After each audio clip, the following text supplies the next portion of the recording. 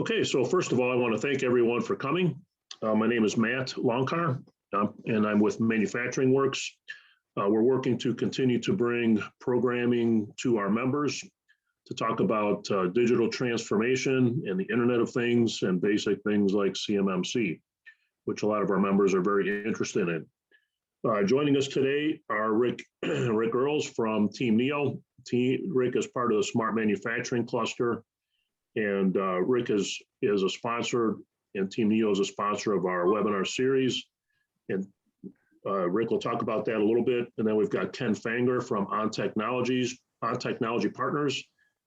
Ken and his team have helped a lot of our members already navigate through both cybersecurity and also the upcoming CMMC, which we'll talk about today. But we really appreciate his support and learning and keeping on top of these topics, because it's a constantly changing target, and we really appreciate his effort in keeping us up to speed on what's happening and what is expected of us as manufacturers.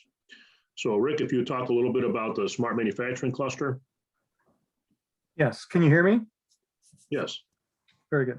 So let me just say something real quick about Team Neo first.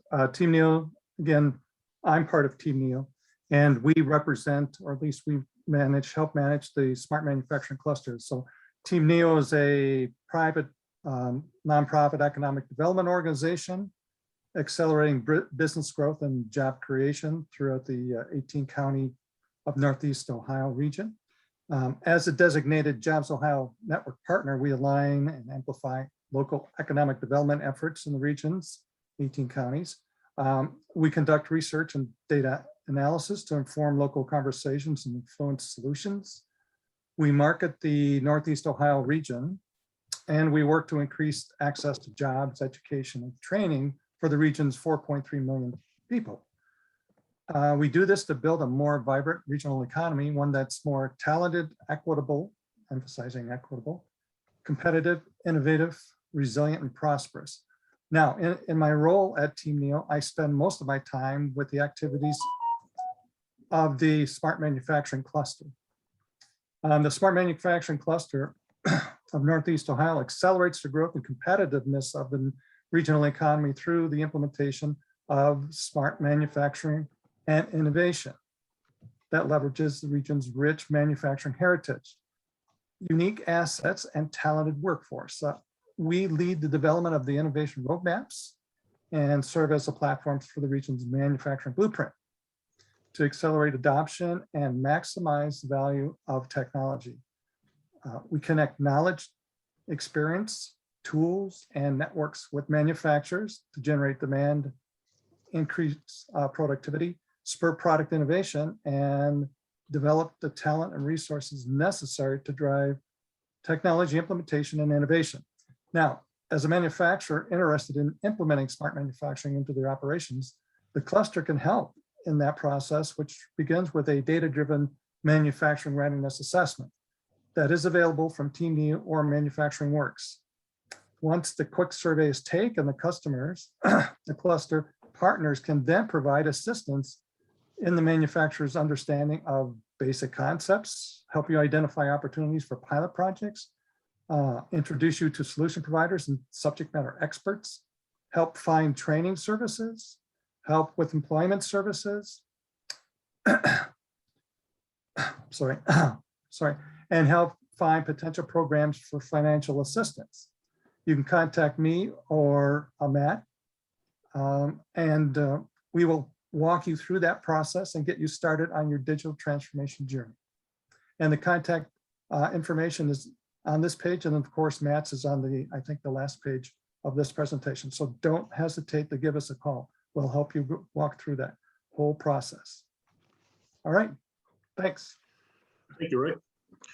Just as a note in the presentation, Ken will be taking questions throughout the conversation. If you would like to ask a question, you can either click on your video so that we can see you, and I'll keep an eye out for that, or you can raise your hand, which is another option on the participant screen. Ken, please introduce yourself. Okay, so I have been working in technology for over 30 years. I have done work for Cleveland. I've done work for BP. I've worked in pharmaceutical. And I have an actual degree in operations and logistics with my MBA from Michigan State. So I have a long history of working on these things. I am a CMMC registered practitioner, and our current focus is on technology partners, is to help manufacturing to really start to figure out how to deal with these cybersecurity risks, kind of how to move your technology up. I know one of the biggest problems you'll run into as you do CMMC is old technology falls out of accepted use standards, and it puts a lot of these companies like yours in a risk position where you either have to spend the money to upgrade, or you're going to find yourself unable to get to that level of compliance you need. Okay, so what I'd like to do first is have a little bit of fun, get everybody engaged. So what I'd like you to do is, if you go to kahoot.it on your phone, and then I'm going to swip over to here. And then when you get there, if you would just type in this number, we're going to ask a couple of fun questions, kind of get your brain thinking about CMMC. And then we're going to talk to you about what the heck is going on, what the government is doing now, and what's coming next. So go ahead, players, if you would go in and just type in this code at kahoot.it on your phones. We got one.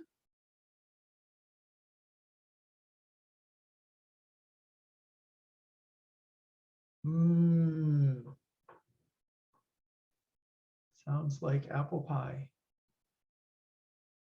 Welcome, Yeti.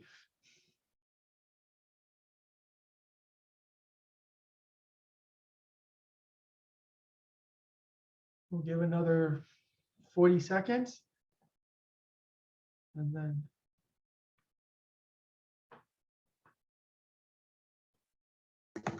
We have about 10 or 11 people. we have about 10 or 11.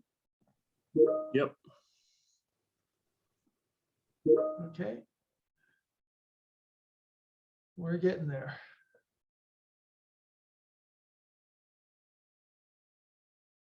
Okay, we'll give 15 more seconds.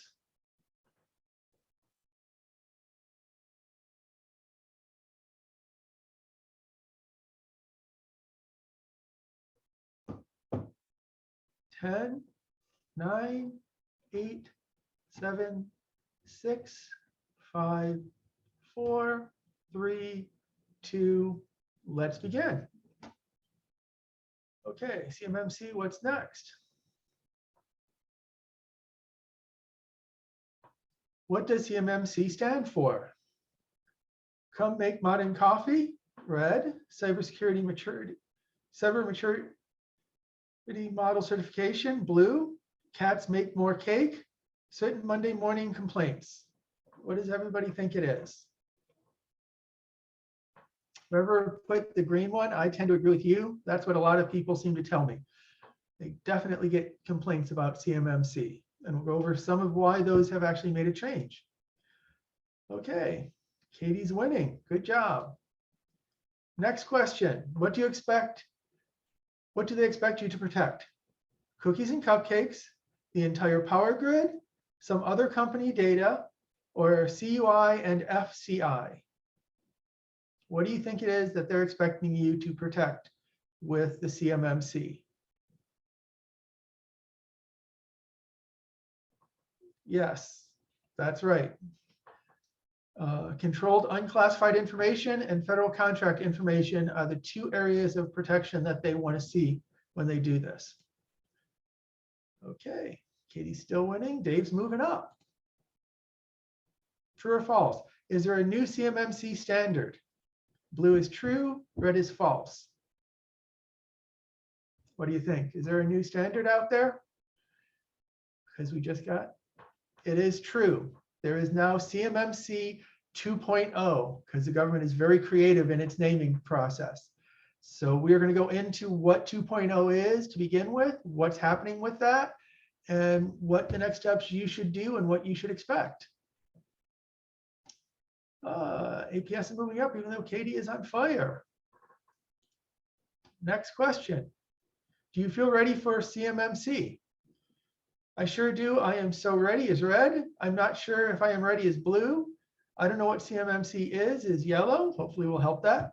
I don't have to worry. Cybersecurity is someone else's problem is green. I think everybody hopes that the green one is the one we pick.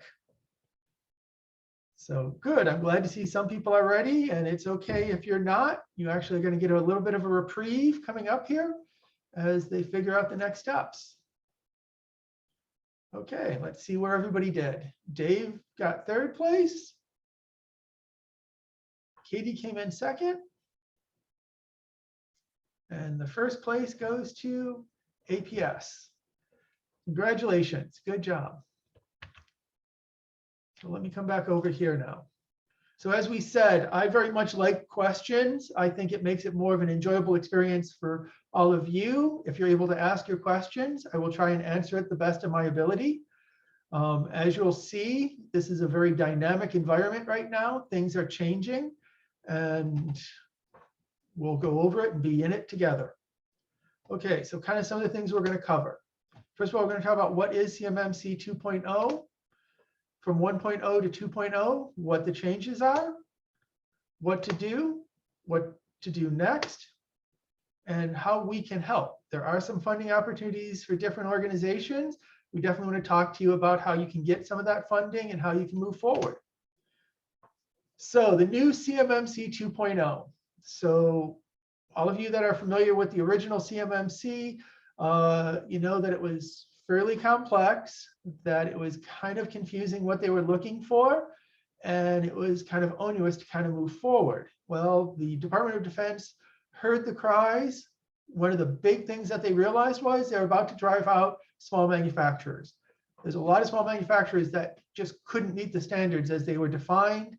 I don't know who in the government thought what they were doing was a good idea, but I had a feeling it was going to change just because it was just really unbearable to move forward with. They want to increase the reliability of the assessments, but they also want to be more flexible to allow you to be able to go out there and do this. And we'll talk about what some of that flexibility looks like this time around, as opposed to what it was in 1.0. So moving from 1.0, you probably all remember the 5 levels. Maturity level 1, 2, 3, 4, and 5. It's amazing the number of questions I got on who's going to have to be level 2. The truth is nobody was ever going to be level 2. They just kind of threw it in there because they thought jumping from 17 practices to 130 practices was going to be too confusing for people. I think this ended up being more confusing. They realized there's only 3 levels that people are going to get. It would have been the original level 1, 3, and 5. They broke it down, so that's just 1, 2, and 3. So, and if you notice, they cut down the number of practices that you're required to do. So you don't have the same onerousness that you did before. I'm still waiting to get some information on exactly what the 110 practices are, but we'll get that as we go. But I also wanted to talk, and this is the most important change. Level 1 no longer has to have an independent third-party auditor that comes out. So that was being estimated at $30,000 every 3 years. You are now self-auditing. They are going to use the threat of punishment over outside auditing for level 1. Level 2 is going to use the same auditing, except for it'll be split between self-audit for some and an independent auditor. And then the highest level will require a government auditor, similar to what I've said in previous events, where it was like the FDA, where they have FDA auditors that will come in and check you out. Unlikely any of the people on this call will need to get to that level 3. That's going to be for very large companies that hold near secret or top secret information for very important industry parts. So that's the new model. That's the changes. But let's talk about now why they did it. So first of all, it's pretty obvious why they don't have 3 levels. They admitted almost from the beginning that levels 2 and 4 would never be used. So it made a very confusing layout and process because every level builds on the level before. So when you were level 3, you had all of level 2 done and all of level 1 done. Well, this way they kind of just bypass that confusion and only have the levels you need. The next thing is self-assessments have returned on level 1 especially, and some level 2. So you don't have that every 3 years, a very expensive expectation that you have to go out and get audited. This cuts the price significantly on moving forward and helps a lot of companies that are smaller be able to actually still become Department of Defense contractors. I know some of the companies we talked to had originally decided they were just not going to do government contracts anymore. Now, hopefully we can go back with them and get them where they need to be, especially when you look at the 17 practices at level 1, they aren't that terrible to implement by themselves. So it isn't that bad of a process. And then every year you'll do a self-assessment. That's not terribly hard to do, especially at the level 1. So it just becomes part of your procedures. They figured that gets you more engaged than having a 3-year cycle. Only level 2 has an outside third-party assessment. Level 3 has a government-led third-party assessment. So as you can see, if you need to get those higher levels, and we'll kind of talk about a little bit about that as we go, you'll have to have a little more direct interaction, but hopefully those are larger contracts as you go as well. And this is a big one because for all the training I did, they really wanted to have plan of action milestones removed. You can't get certified unless everything was in place. Well, for a lot of companies, the journey to having everything in place is a very long journey, and you would have been blocked out of getting contracts with the Department of Defense. They are still very aware of, they don't want a situation. I've told this story. I was working with a company that was ITAR certified. They had their server sitting out in the lobby area by the receptionist. And ITAR, one of the requirements is that your servers are secured in a locked and controlled room.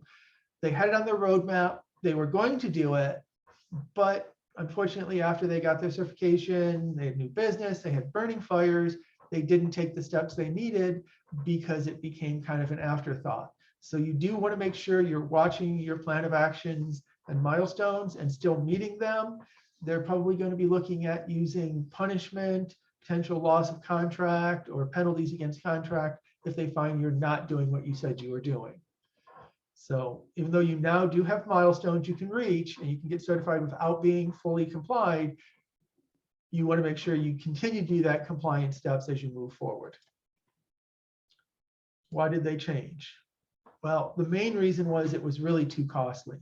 The cost of having third-party auditors, they really thought hundreds of companies were going to sign up to be a third-party auditor. But the problem was the company itself, it was thousands of dollars every year to maintain your right to audit. And so those charges would be then pushed out to the hundreds of thousands of companies, but it became expensive.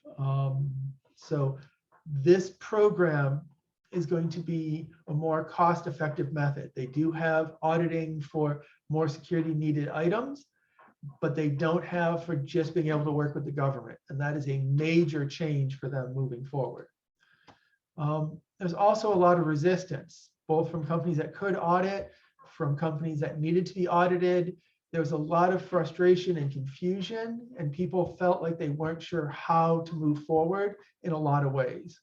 So they think this is going to be a little bit better. There is a rulemaking time that they're going to let people from the public talk about the new changes, and that will help. And this is what I heard at a lot of our events and presentations was it was driving small businesses out of the market completely. It was just not a sustainable model. If you weren't making at least $1 million+ in government sales, you just couldn't be in it. Even if you were a subcontractor, you still had to meet the CMMC standards. So you were really getting pressed hard to do that. So what is happening? CMMC 1, all 5 levels have been paused. They are not putting any contracts out that require them at this point.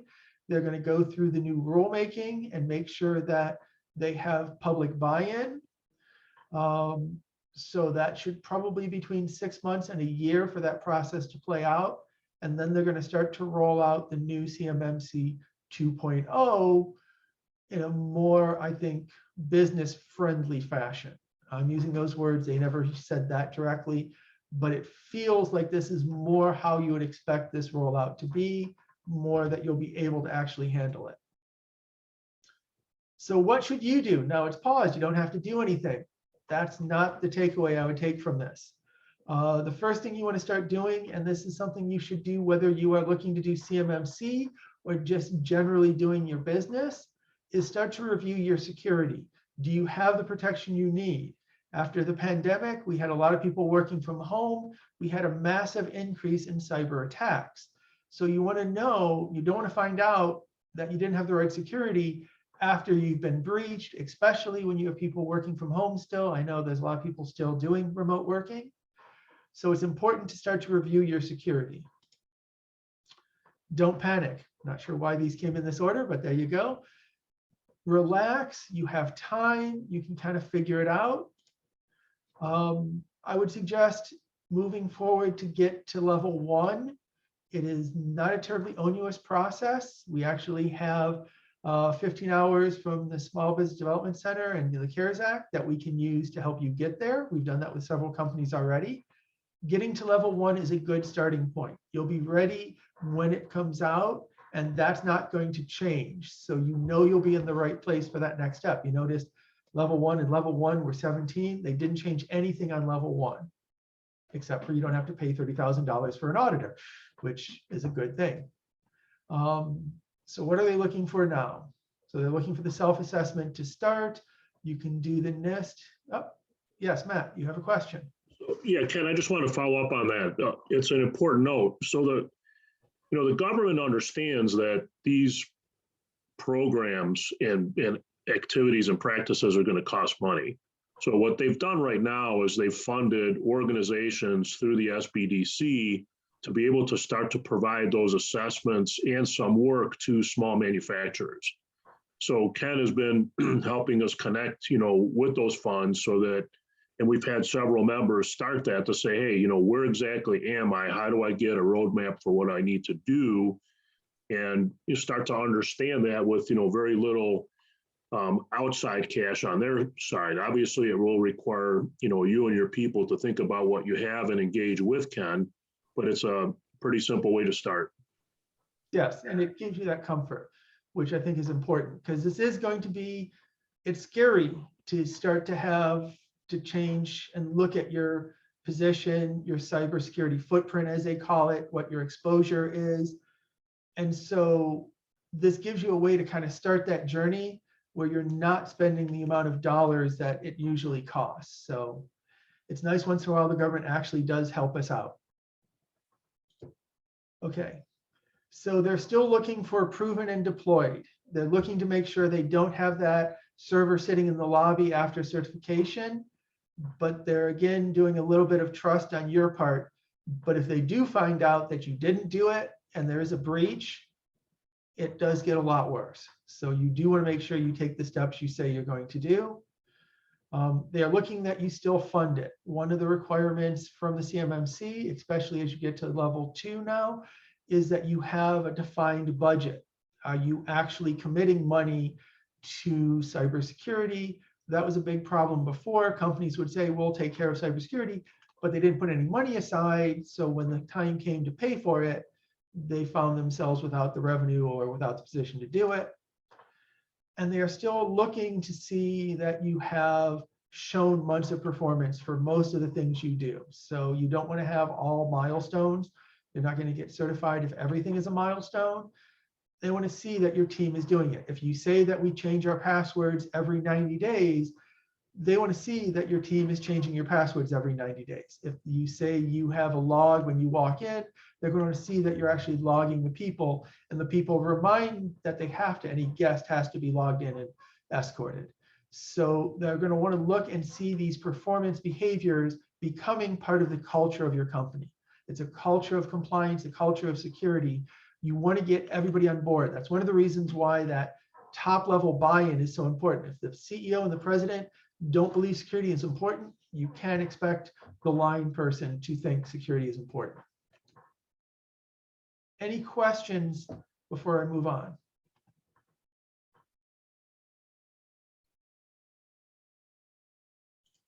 Okay.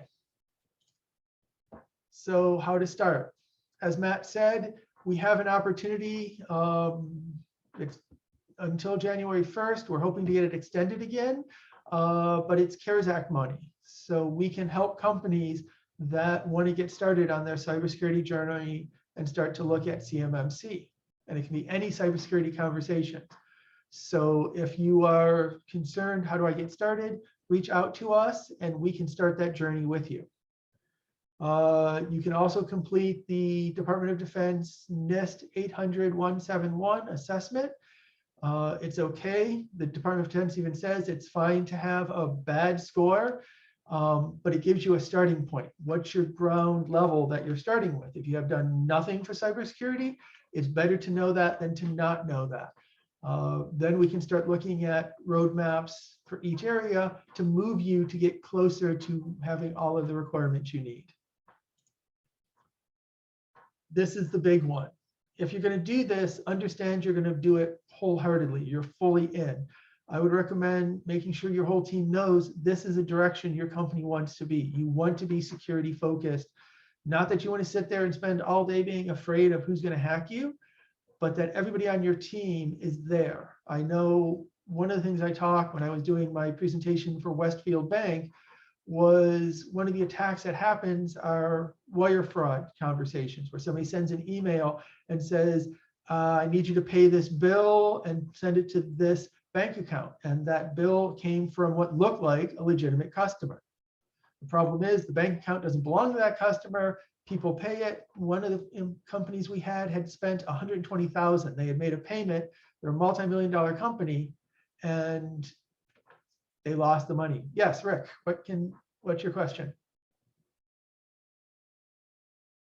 You're muted. What do the companies do that already have directions basically through the DFARS, you know, the 712, the 7012 and the 7019 directions already given to them? Can they back off of those also? They cannot back off of those. Those are part of DFAR, so they have to be met. But So they're this is just, CMMC oriented. I'm sorry, what? They're many of them are CMMC oriented and level 3. So that means they still have to keep progressing forward with their implementations. If they're required to meet those two DFARs, yes.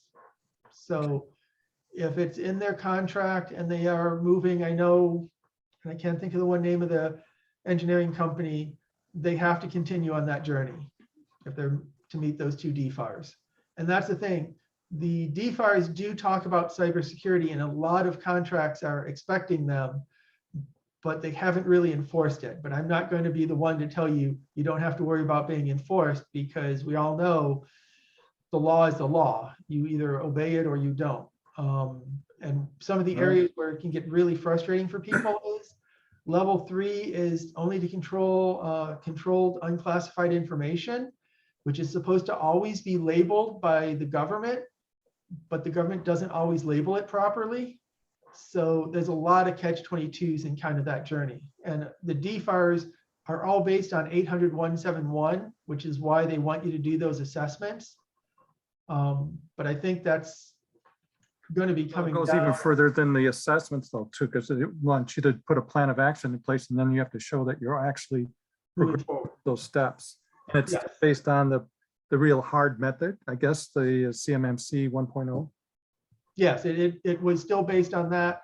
And the government hasn't said, and I might actually ask that question because that is a good question, because the DFARs are already out there and they already require a level of security, but the Department of Defense is acting like they aren't requiring it yet. And that's, unfortunately, that's beyond my pay grade. That would be a conversation to have with a lawyer one day. But I'll when I go to some of these CMMC sessions, I'm going to ask that question because that is a good question.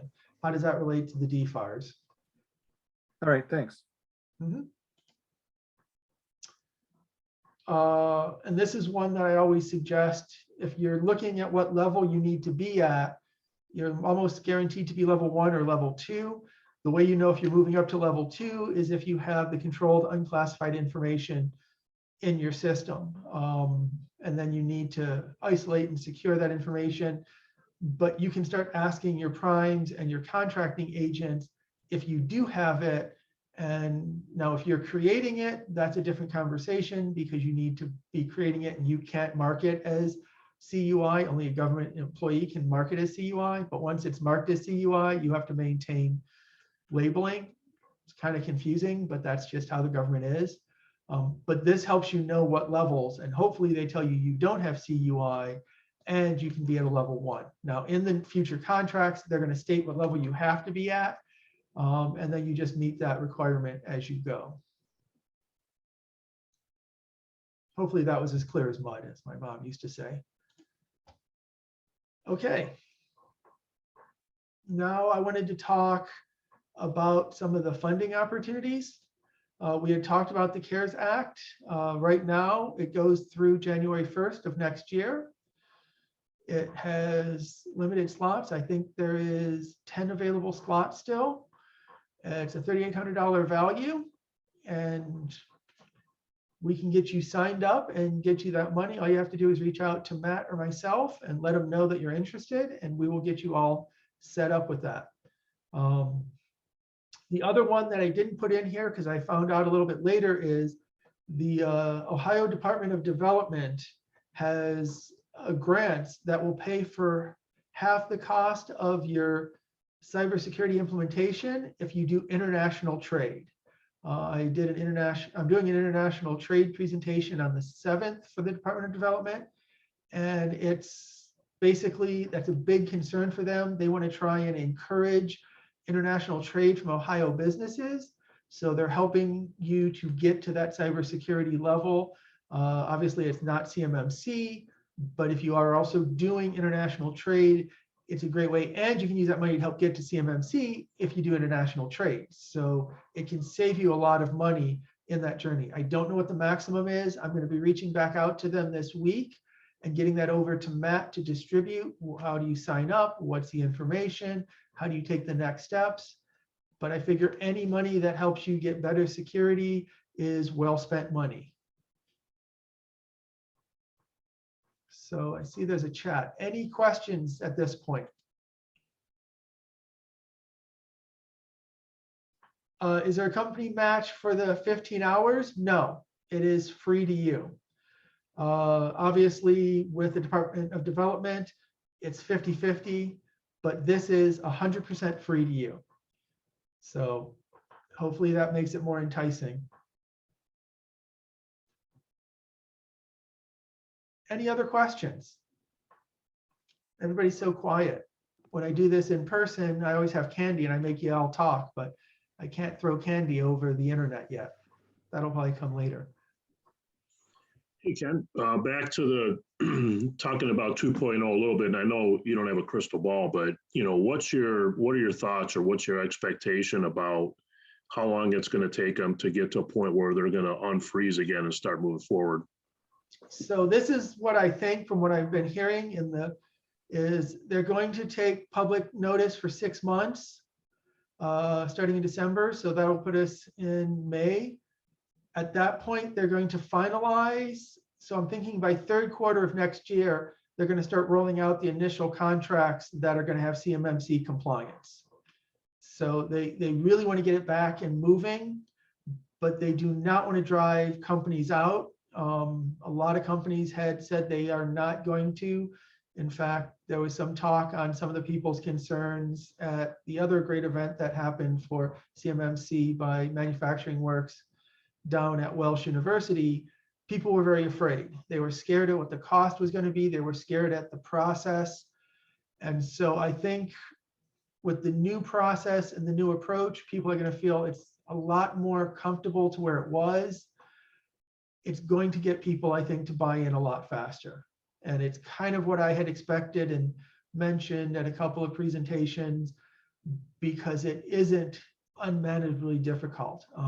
I was able to find 4 auditing companies. 3 of them had prices that were just out of bounds. But now I think it's going to be much more in line with what you're expected to do. And I think people will be more comfortable with it. So I'm expecting by the end of next year, you'll see contracts with CMMC requirements. Okay, thanks. Any other questions? I know it's a little bit vague, and unfortunately, it's been a little bit vague to us too. I'm hoping they have canceled twice the the supplementary training that we were supposed to attend. So they're supposed to be bringing it back next week. So I'm hoping to have more information as we go forward with very specific details and intents. And I will share that as we move forward with this process.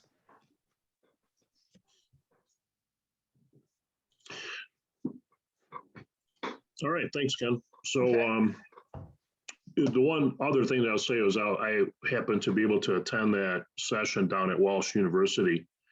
And one of my personal takeaways was that, you know, large organizations that have handled classified information have, you know, done this for quite some time. There's a lot of information that is available to small manufacturers to be able to manufacture these parts. And, you know, other countries are trying to steal it. It's a pretty simple thing. So if they can't get to, you know, one of the big OEMs, they can find out a lot of information about the parts being manufactured by taking things. So it's in our best national interest and it's in our best personal interest to begin the process and really to start to look at, you know, how protected you are, you know, against cybersecurity, just from a basic hacking and ransomware perspective, as well as, you know, protecting your own company information and our national information. Yeah, that's a really good point, Matt. In fact, let me share a story. We had a client that we had taken on, and they had the attitude, and they told us this, they're too small for anyone to care. And they had a server that they had remotely accessed over the internet. When we did an audit, just 1 week audit of that server, it had 398,000 attacks.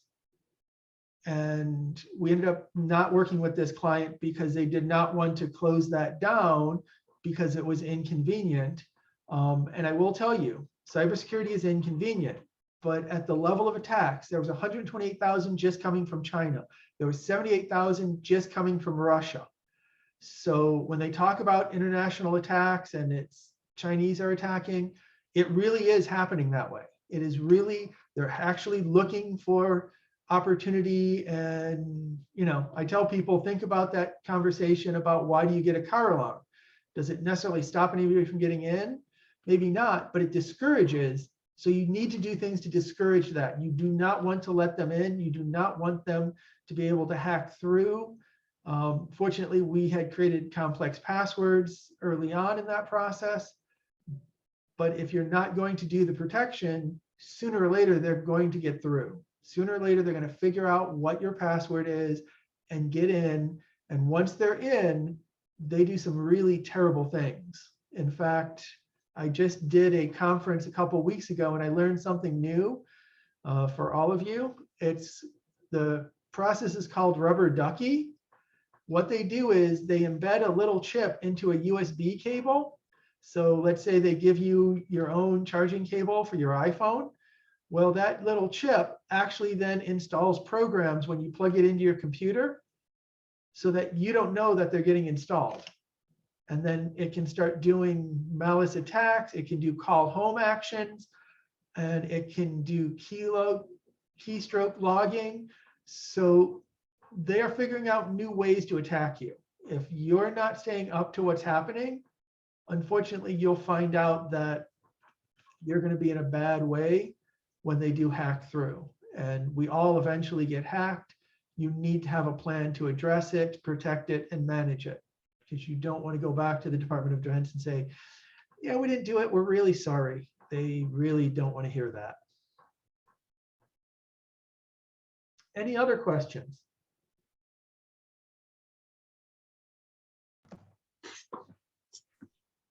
I'm so silent. I must be doing a phenomenal job of presenting this stuff. So I want to thank everybody for attending today. This program has been recorded. If there's another person in your organization that you would like to connect with, within the next 24 to 48 hours, we'll have it posted up on the Manufacturing Works YouTube station. where it's convenient to find it. You can also find past programs that we've done there.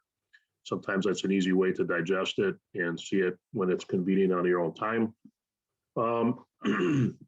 Again, as Ken mentioned, there is federal funding available to start this process. So if you're interested in that, either connect with Ken individually or myself at Manufacturing Works, and I will be following up in the next day with a thank you email and follow-up information and all of our contact information. So you'll have that as well. Are there any final questions? Well, I thank everyone for attending. Thank you specifically to Ken for keeping us informed about what's happening in this rapidly changing environment here, and also to Rick Earls and the team at Team Neo. Thank you a lot, everyone.